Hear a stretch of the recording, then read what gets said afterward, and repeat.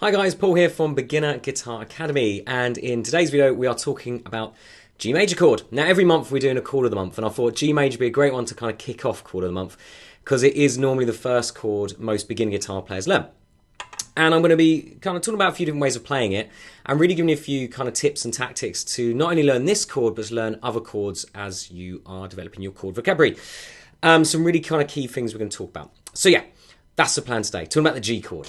Now, if you want to see this and look at the chord diagrams, head over to guitaracademy.com/blog. You'll see it there, and I will be putting up a PDF you can download for all of the chord charts and things in it. Depending on where you watch this video, I'll probably be doing that tonight, so if you're watching it live, it won't be there yet. So hang on, it will go up there soon. Today is Tuesday, so hopefully it'll be up there tomorrow, which will be Wednesday. So, let's dive in. Now, the first thing I want to talk about when people start any type of chord, especially with beginners and especially when they're learning online, is you normally see the chord diagrams and they normally have 3 fingers kind of minimum of G. The problem obviously with a 3-finger G is it's quite stretchy. You're holding down the skinny string and you're holding down the fat string, or string 1 and string 6, which means you're then the whole width of the neck. So it's quite an awkward shape to play. Playing a 3-finger chord as a beginner guitar player for your first chord is kind of like learning to juggle with 3 balls. You haven't got that coordination to be able to do it. You've got to start with 1 ball and then obviously add in more as you go along. Exactly same with fingers. So when you learn a new chord, look for the 1-finger variation. So with a 1-finger G, that is 3rd finger, 3rd fret on the high E string. Benefit of only using 1 finger, you've got 1 finger to worry about. You haven't got obviously 3 to worry about. So you can really focus on getting the good sound and the good technique with 1 finger. Then you just model all the other fingers on that 1 finger and you've got a great sounding chord. So for instance, with our 3rd finger in the 3rd fret on the high E or string 1, tip of finger close to metal, thumb nice and flat around the back, so you've got kind of a thumbs up on the back of the guitar neck there. That gives you support and pressure. And then just pushing it down and only strumming 3 strings. Easy as that. So that's kind of the first thing I want to try and get across. You don't need to be doing 3-finger shapes. There's lots of 1-finger shapes, be it a G, be it a C, that you can get away with, and lots of chords obviously use that. Even in E minor, which is normally 2 fingers, you can play as open strings. So that's kind of the first kind of principle, if you like, as a beginner guitar player. Start off easy, make things hard as you go along. So 1-finger G. Once you're happy with that, we can then move on to our 2-finger G, and that's just taking our 2nd finger and placing it on the 6th string. The good thing about this G is we can mute the A string. Quite often you'll see the 3-finger G, which has the 1st finger on the A string. It's very then difficult to get the arch in 2nd finger, so you don't mute the A string. So you're trying to hear it because you're holding it down, but you can't because it's been muted out. So that's a real pain in the butt. So you find people kind of adjusting, it takes ages to get the shape. With this 2-finger one, we want to mute the A string. We want to mute that out. So it doesn't matter. So you can be a bit sloppy if you like with your technique. As long as you're using tip of finger, it doesn't matter if you're just touching the string below it. We want to do that, we want to mute it. So that's our 2-finger G. An alternative way of playing that is putting 3rd finger on the E string and pinky on the high E string. Same sound. The only benefit of using this type of G is you might then play a C after, and your fingers don't have to go too far. If we do the other way of doing G, if I then go to playing C, you can see I've got to kind of move my whole hand around. 1st finger's got to come all the way down, 3rd finger's got to go all the way up to the A string, as opposed to this way, which is so much closer. So that's the benefit of using different fingers for chords. It might be easier to change to the next chord. So bear that in mind. Look for these kind of little shortcuts when you've got a chord progression. There might be one if you change your finger in slightly.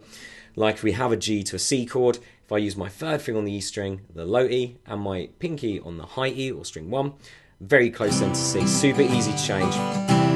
Again, as a beginner, the mission should be simplify, learn it, and then make it harder after. So that's our common 2-finger shapes. Then we can look at our 3-finger. Going back to my 2nd finger on the low E and my 3rd finger on the high E. And then I'm going to put that 1st finger on the A, which I kind of discussed a minute ago. Hard one to get because you need that really straight 2nd finger so it doesn't hang down and mute the A string. And it sounds a little bit more richer, a little bit fuller because we've got the extra finger down. And that's a 3-finger G. Again, there's an alternative way of doing that. We can put our 3rd finger on the 6th string. We put our 2nd finger on the 5th string. And we put our pinky on the high E or 1st string. Again, same shape, same sound, but might be easier then to change to a C chord. You can see you've also got 2 of the notes kind of there. 2 fingers are in that position for the C chord. You just drop down and 1st finger comes in. So super easy to change. Downside to this shape is you are obviously using your weak finger, your pinky finger. So you may find you get some tone issues on that pinky because it's just not very strong, especially if you're a beginner guitar player and you're only been playing a little while. So that's a downside to using that shape. So there's our 3-finger alternative. So we've got, so far, 1 finger. We've got our 2 fingers using either finger 2 and 3 or 3 and 4. We've got our 3-finger version using finger 1, 2 and 3, or fingers 2, 3 and 4. And the next shape we want to talk about is the 4-finger version. Now we're going to go back to our first type of the 3-finger version. So our first finger is on the 2nd fret of the A string, 2nd finger, 3rd fret of the low E, and 3rd finger on the high E. We're just going to lift up that 3rd finger onto the B string, fret 3, and put pinky underneath it, so it's now on the high E, pinky finger, fret 3. So our 4-finger shape. And there we go, quite a nice, rich, full sounding chord. But again, some more fingers to place, so you'll probably find it will be quite slow placing to begin with until you really get that shape under your fingers, because obviously it's more complicated. You've got 4 fingers to put down.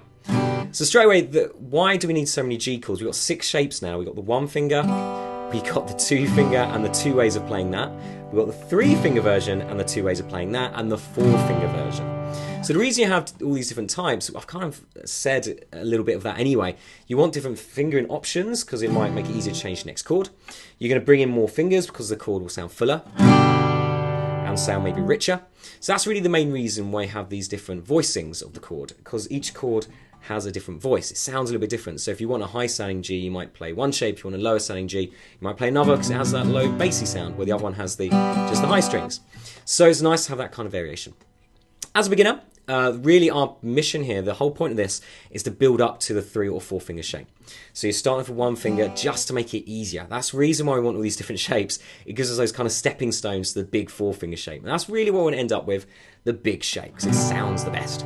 So bear that in mind. This just gives you those kind of steps. It gives that progression to that 4-finger G. We don't want to start with 4-finger G because you'll just hate it before you've even learned it, because it's just an awkward bloody chord. So stretchy, you try and put down all your fingers, it's very slow. So start with the 1-finger G, build up. So there are 6 different chords. Working through those shapes will really help you out rather than jumping, say, into that 3 or 4-finger shape. Start with 1, build up nice and slow. So the next one we'll talk about is a little bit of theory. So now we know some shapes, it's helpful to know kind of the notes in those shapes. It's never too early to start talking a bit about theory. It's going to really help you as you develop as a guitar player. So let's talk about it. So first thing we're going to do is rename G, G major. So we have different types of chords, major chords, minor chords, sus chords, 7s, 11s, 13s. We're not going to worry too much about the numbered ones or anything like that, but I do want you to know about the major chords. So major chords are happy sounding chords. You hear them in happy songs. Whereas minor chords are the sad sounding chords. So that's a really quick way of differentiating between those 2 types of sounds. So when you hear a song, you can start hearing, does that sound happy? Does that sound sad? And start trying to, not even necessarily working out the song, but just being more aware of what you're hearing. So, happy chords are major chords. Now you normally call G just G. You don't normally always say G major. You just shortcut it to G, because that's how you see it written out. If you see a G chord, you just see the letter G, the capital letter G. You won't write major after it. You do after some chords, but normally if they have a number, like G major 7, you'd write MAJ, then the number 7. So with a G chord, it can just be letter G. Again, the only reason I want you to know it's major is so you can start hearing that quality of it. You can hear it as a happy chord, and we can talk a bit more about the theory. So chords come from scales. So we're going to take the same scale, major scale, because it's a major chord, as the name of the chord we want. So if we want a G major chord, we're going to take the G major scale. Now, scale has 8 notes in it. In the G major scale, it has G, A, B, C, D, E, F sharp, and G. Just the alphabet. You notice that I went G and then to A. In music, you only go as far as G in the musical alphabet, then you go back to A again. And there is a sharp. So some scales have sharps. There's only one that doesn't, which is C, C major. All the rest do. Again, we're not going to go that in depth for theory to explain why yet. I just want you to know this kind of idea of how to build a chord. So we've got G, A, B, C, D, E, F sharp, and G again. So we have our 8 notes. We're going to take the first note, which is G. We're going to take the third note, which is B, and we're going to take the 5th note, which is D. So we have the 1, the 3, and the 5, the G, the B, and the D. And they're the 3 notes we need for our G major chord. That's it. So we've got 3 notes in our shape. So if I grab, for instance, a 3-finger G, and we work out the notes in it, we have a G note there, we have a B note there, we have the open D string, which is obviously a D. So straight away there we have the 1, 3, 5, G, B, D. Then have a D, we then have the open G, open B, and then another G. So we only have 3 notes, but yet we have 6 strings. So you can see I'm doubling some of the notes. We have 3 Gs, well, tripling those notes. We have 2 Bs. So some of the notes we are doubling, some notes we are tripling. As long as it has G, B, and D, that is what we need. So it's got to have the G, B, and D to make a G major chord. And then if we add maybe add a different shape, so if we do the 4-finger G, you think, well, I've added a note there. My 3rd finger is now on the 3rd fret of the B string, but that note is a D note, so it's still a note we need in the chord. The G, B, and D, remember, makes the chord. We've just added another D note, so we've doubled up a different note. Before we had 2 Bs, if I go for the open string, now we have 2 Ds. So it's still the same 3 notes. So you can just double up different notes that gives these chords their different voicings. That's how we get these different voicings, doubling up, tripling up different notes, put them in slightly different orders, and we get these different sounds. So that's really all I want to do for the theory, just explain that a major chord is a 3-note chord. You'll see it referred to as a triad. It has 3 notes in it. G, B, and D in the G chord, and you can double or triple up certain notes in that shape. So that's how we can play 6 strings when we only need 3 notes. We are playing some of those notes again in the shape. So that is our chord. There's one more chord I wanted to go through for the G, and that is a G5. So it's not actually a G major chord, but it has a, it has a number. It's called G5. Angus Young uses it quite a bit, and it's a great sounding kind of rock chord, and it's based on the 4-finger shape. We are taking off our 1st finger off the A string, and we're muting the A string with the underside of finger 2. And it's just such a cool sounding chord. Really cool, rocky. You'll hear it in Highway to Hell. You'll hear it in loads of AC/DC songs. Shoot 'em a Night Long. Just an awesome chord. So just a slight variation. It's in loads of rock songs. 5 chords tend to be rock chords, but that's another Chord of the Month video there. So just thought I'd say that because it's so close to a major chord and it sounds pretty rocking. So just to recap what we've gone through so far, we've gone through our 6 beginner kind of G major chord shapes. The 1-finger version, bringing that 2nd finger on the low E string, changing finger up a little bit, so using 3rd and 4th finger, then doing our 3-finger shape, just bring that 1st finger on the A string there, change up our fingering, so our 2nd finger, 3rd finger, 4th finger, and then our 4-finger shape, and kind of finish there with a G5 as well, just to throw something else in the mix. We talked about how you construct a major chord. You take the 3 notes from the major scale, the 1st, the 3rd, and the 5th notes. Again, that'll probably take extra study to understand the major scale. Don't worry about that. We're just talking about 3 notes for the minute. And that creates your major chord. Simple as that. But the main takeaway I think today would be that major chords are happy sounding chords. Just that. If you can remember that, fantastic. Minor chords are your sad sounding chords. And then the last thing to talk about is how we're going to put this chord into practice. So if you go to the blog, beginnerguitaracademy.com/blog, you'll find a list of songs that use 2 chords, one of them being G, 3 chords, one of them being G, and 4 chords, one of them being G. So basically, again, stepping up, building up the complexity in your song playing. I was just going to go through one song from each of those kind of categories, just to give you something to play around with, just in case you don't make it to the blog. And the first one is Songbird by Oasis, and this is just G to E minor. Super awesome, because we're going to use 3-finger chord shape, and then just put our 2nd finger underneath our 1st. So we've got to use our 3 fingers, or 4, doesn't really matter, just so you've got that 1st finger down. Super easy song, Songbird. So just moving down that 2nd finger. And it's a bar, 4 bars, sorry, of G. You're going 1, 2, 3, 4, 2, 2, 3, 4, 3, 2, 3, 4, 4, 2, 3, 4, then E minor for 4 bars. That's the whole song. 4 bars of G, 4 bars of E minor, all the way through. And simple as that. So it's a great one to get used to that G chord, change to E minor. Not too mean. Normally the first chord I do with students, or first song, sorry, G to E minor. Awesome. Right, next one. So a 3-chord song that uses G. What should we pick from my list? Let's do Knock on Heaven's Door by Bob Dylan. So that starts with G. This is a really good one to look out for the 4-finger G, because we have this built-in shortcut. So when we go to our D chord, 3rd finger stays down, 1st and 2nd finger come on, and you've got this nice little change. You've got what we call pivot finger. There's a common tone between these chords, which is the D note I'm playing on the B string. 3rd finger stays down, really easy change. The annoying thing about this song is it is actually quite, well, the tempo's quite slow, but you have 2 chords in 1 bar. So you're changing from G to D. So we're going 1, 2, then D, 3, 4, then A minor for whole bar. 2, 3, 4, then G, 1, 2, then D, 3, 4, then C. 2, 3, 4, and then that's the chord progression throughout the song. G, D, A minor for whole bar, G, D, then C for whole bar, and it just alternates between the A minor and C.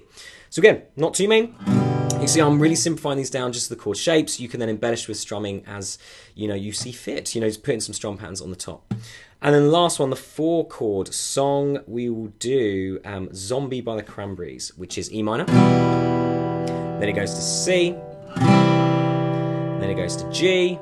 Again, 4-finger version, because then it finishes with a D. And it just goes around like that, E minor. And that is pretty much the whole song. And see, there's a couple of changes here and there, but we're not going to worry too much about that. Just get the main chord pattern going, get used to these chords. Again, there I did 3-finger G.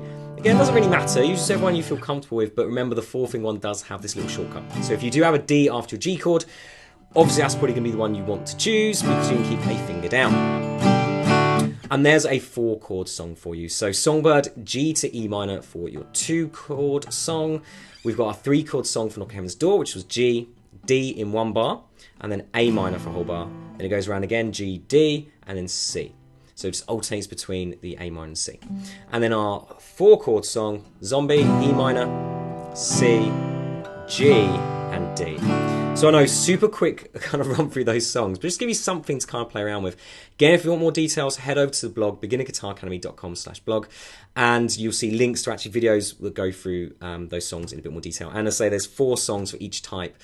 So you've got 4 2-chord songs, 4 3 and 4 4-chord songs. So you can really dive in there and have some chords to put these, or songs, sorry, to put the G chord into use. So there we go. Hopefully that's been interesting. But hopefully a few shapes that you didn't even maybe know about or didn't really have in your kind of chord vocabulary. But the main takeaway is break it down. Look for your 1-finger chords if you're a complete beginner. Build up to your 3 and 4-finger chords. Don't just dive straight in. Learn a little bit of theory as you go. Research that, 'cause it's going to really help you as you progress, and then ultimately put it in some use in some songs at the end. So last thing I want to finish up with is just explaining, if you don't know what Beginner Guitar Academy is, Beginner Guitar Academy is an online guitar school where we specialise in a structured course, taking a beginner guitar player from complete beginner to quite a high level intermediate advanced player. We have progress tracking, so you can keep track of your progress through the courses. We have an exclusive community of forums, so you can chat and have make friends on there and ask questions of the week. We also have a section there where you can put videos or ask me for coaching, where only we can see one another or see the thread, see the discussion, so you don't have it basically public. So there's teacher support there as well. But the main thing here is it's a structured way of learning. So probably one of the best ways to learn guitar online, but I might be, yes, a little bit biased to that. So any questions, jot them below. Head over to the blog at beginnerguitaracademy.com/blog. Search iTunes for Beginner Guitar Academy podcast, and I'll see you again next week for another video and next month for another chord. Cheers for watching, guys. See you later.